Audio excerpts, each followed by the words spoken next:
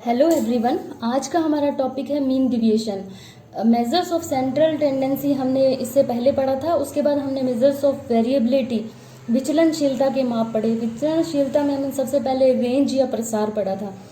प्रसार में ये देखा जाता है कि कोई भी प्राप्तांक या कोई भी स्कोर या कोई भी चीज़ कहाँ तक फैली हुई है, यानी उसमें जो सबसे छोटा प्राप्तांक और सबसे बड़ा प्राप्तांक कितनी दूरी पर है, उनके बीच का डिस्टेंस देखा जाता है और उसमें हमें एक जोड़ना होता है।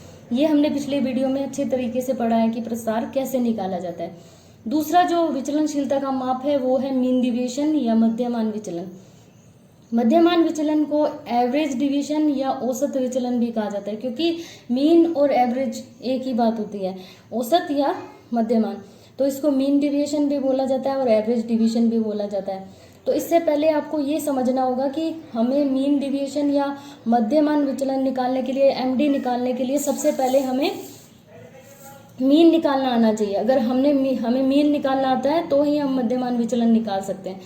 मीन निकालने के बाद ही हमें पता चलेगा कि कोई भी स्कोर कितना अपने मध्यमान से विचलित हुआ है।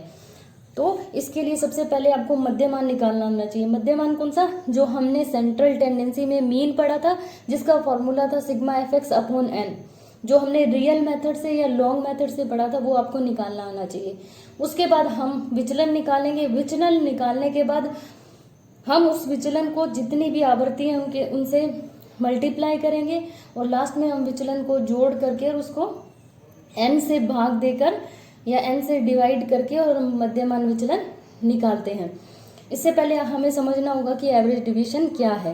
तो इसकी डेफिनेशन है द एवरेज डिवीजन और AD is the mean of the division of all the separate scores in a series taken from their mean.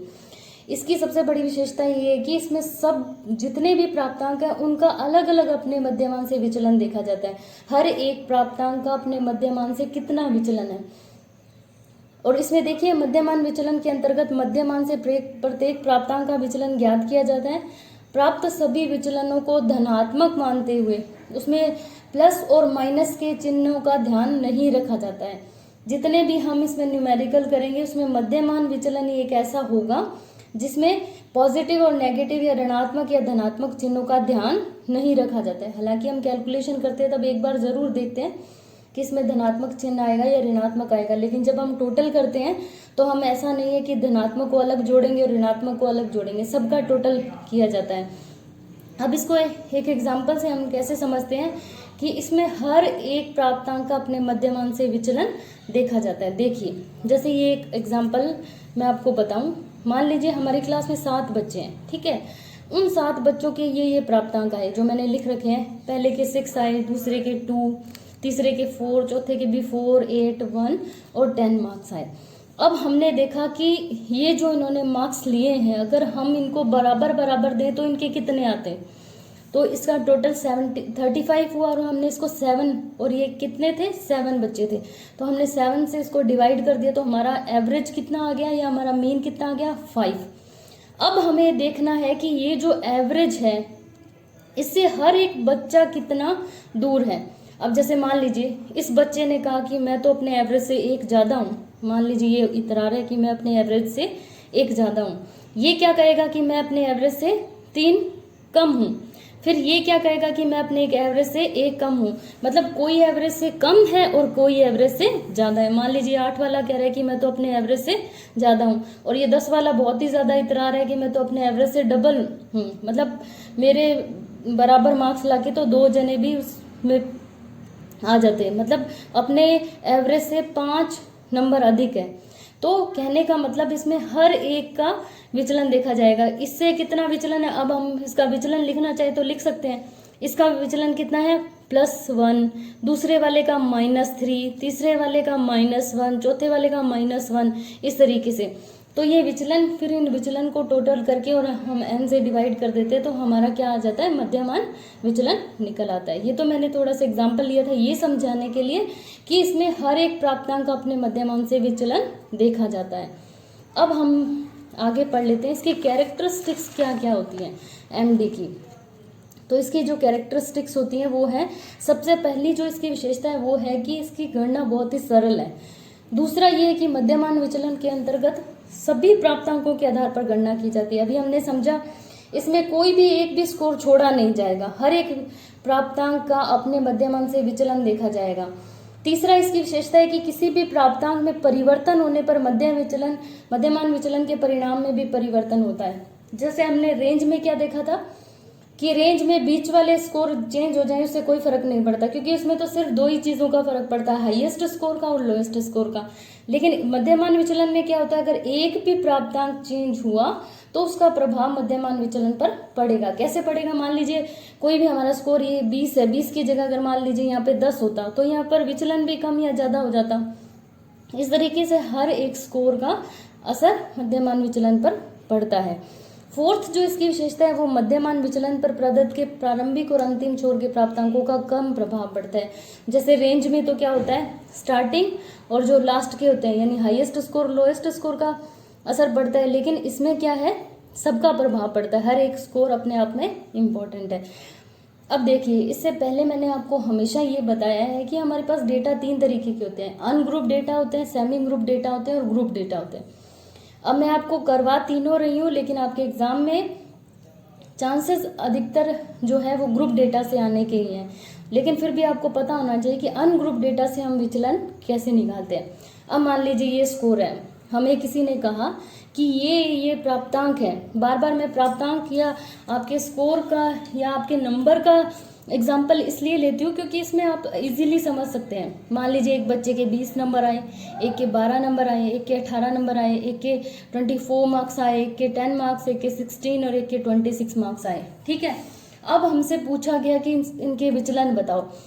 कहने का मतलब अगर हम सामान्य भाषा में बात करें तो ये हर एक बच्चा अपने मध्यमान से कितना विचलित हुआ है, मतलब वही जो पीछे हमने एग्जाम्पल लिया था कि हम इसका मीन निकाल लेंगे, मीन निकालने के बाद हम हर एक का इसका विचलन देखेंगे कि ये जो बच्चा है फर्स्ट नंबर वाला बच्चा वो अपने मीन से कितना ऋणात्मक दिशा में है या धनात्मक डायरेक्शन, किसी भी दिशा में है, पहले धनात्मक है या ऋणात्मक है, कितना अपने मध्यमान से विचलित हुआ है।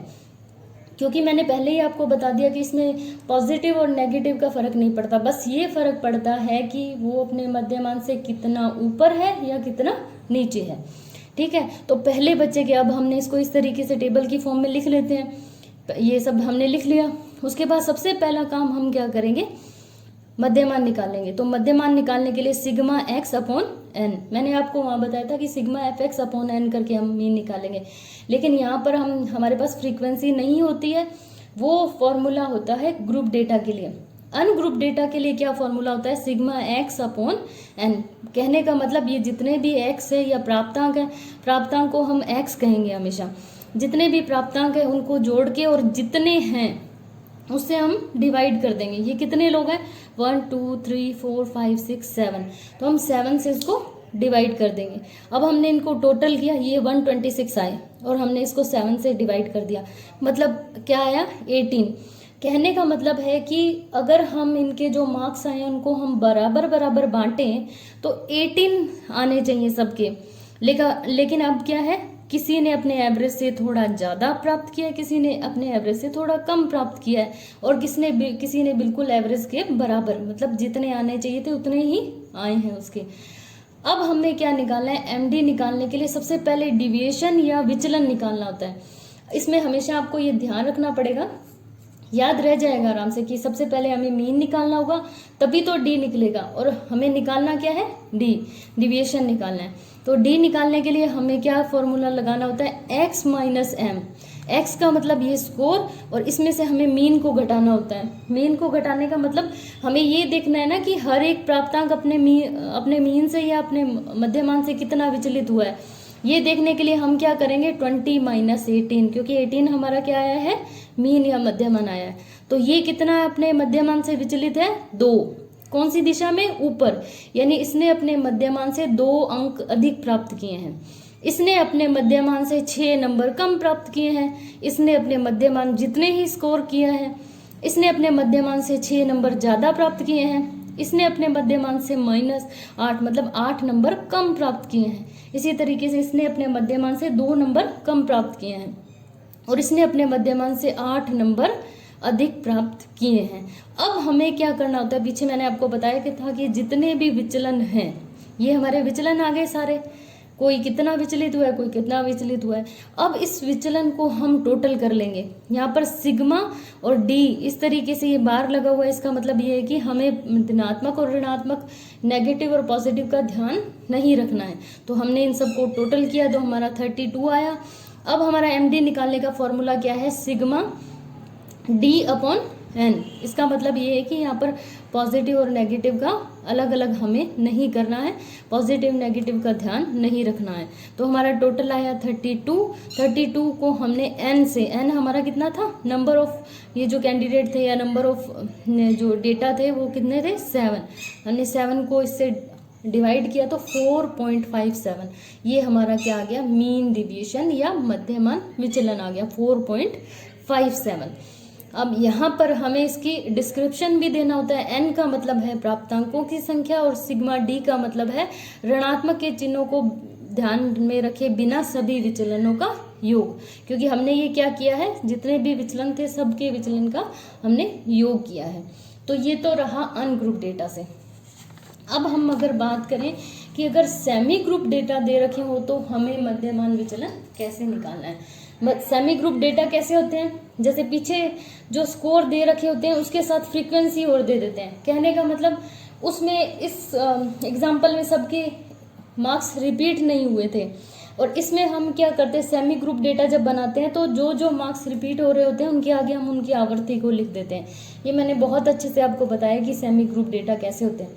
अब देखिए, मान लीजिए 24 जो मार्क्स थे वो 3 बच्चों के आए, 20 मार्क्स 4 बच्चों के आए, 18 मार्क्स 7 बच्चों के आए। इस तरीके से N40 मतलब ये 40 बच्चों के आंकड़े हैं हमारे पास, या 40 कुछ भी आप आंकड़े कह सकते हो, क्योंकि ऊपर प्राप्तांक लिखा हुआ है तो हम यही कहेंगे कि ये 40 बच्चों के मार्क्स हैं। अब सबसे पहले हमें क्या करना है, सबसे पहले हमें निकालना होता है मीन। यहाँ पर हमें मीन निकालने के लिए fx निकालना पड़ेगा। क्यों, क्योंकि यहाँ पर हमें फ्रीक्वेंसी भी दे रखी है। पीछे हमें क्या निकालना था, सीधा हमें टोटल करना था, सिग्मा एक्स करना था और अपॉन एन करके हमें मीन निकालना था। यहाँ हमें फ्रीक्वेंसी दे रखी है तो आपको एक बार रिवीजन करना पड़ेगा, जहाँ पर हमने सेंट्रल टेंडेंसी में हमें ये बताया गया या ये सिखाया गया था कि सेमी ग्रुप डेटा से मीन कैसे निकालते हैं। तो सेमी ग्रुप डेटा से मीन निकालने के लिए हम सबसे पहले क्या करते हैं, जो हमारा एक्स है उसको हम एफ से मल्टीप्लाई कर देते हैं। 24 को हमने 3 से मल्टीप्लाई कर दिया, 20 को हमने 4 से मल्टीप्लाई कर दिया, 18 को हमने 7 से मल्टीप्लाई कर दिया, तो ये आपके आ गए। इस तरीके से हमें f को x से मल्टीप्लाई करना है और इसका टोटल करना है। तो सिग्मा fx हमारा आ गया 600।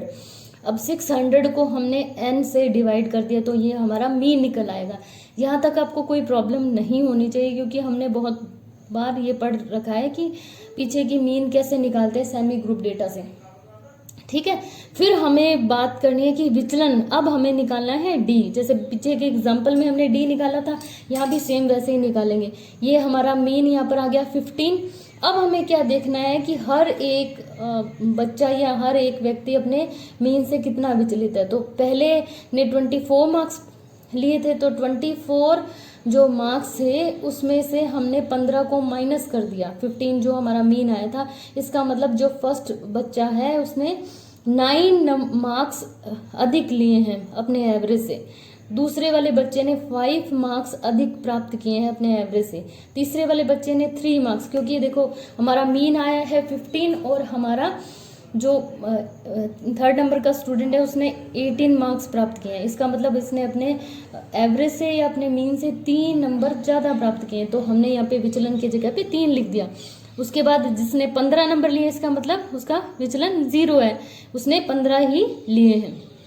जिसने 12 नंबर लिए, इसका मतलब उसका विचलन नीचे कितना, -3 है, और जिसने 10 नंबर लिए हैं उसके -5 है, और जिसने 8 नंबर लिए उसका -7 है। इसके लिए हमें कौन सा फॉर्मूला लगाना होता है, x - m। जो x हमारे प्राप्तांक है उसमें से हमें मीन घटाना होता है। फिर हमें क्या करना है, एफ डी।